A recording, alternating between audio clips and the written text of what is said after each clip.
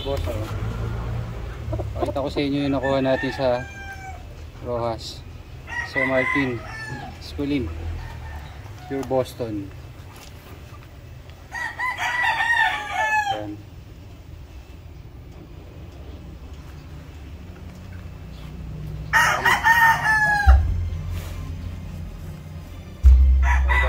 Ilapit mo doon.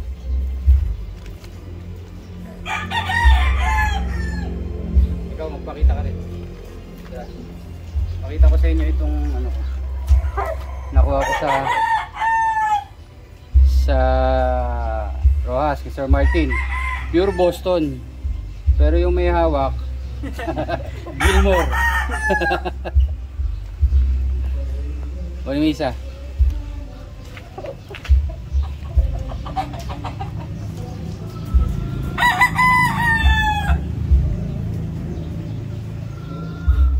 Ito babae, sweater, pure Boston din na babae, medyo bata pa eh.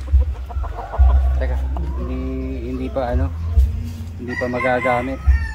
Siguro susunod na season na to. Bata eh. Ito yung sweater Boston naman.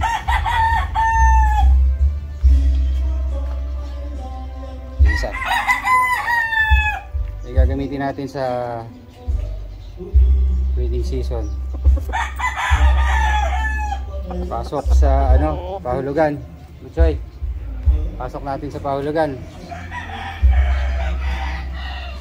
Pasok po ito sa pahulugan.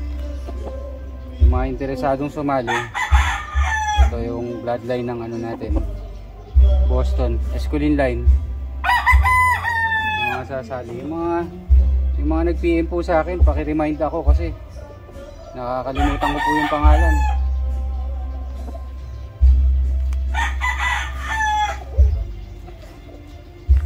Dalawa yung babae natin na Boston eh. Medyo bata.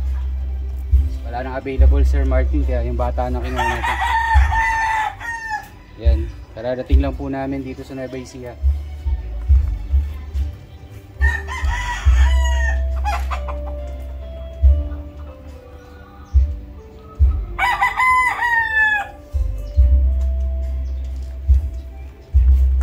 Mga senyores, sa mga interesado pong sumali sa pahulugan ito, pasok natin tong Boston.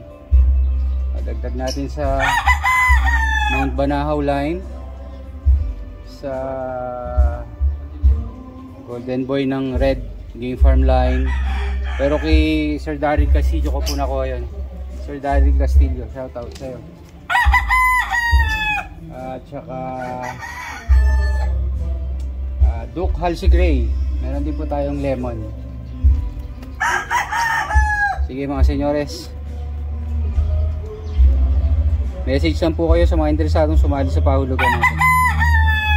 Okay, see you again next time.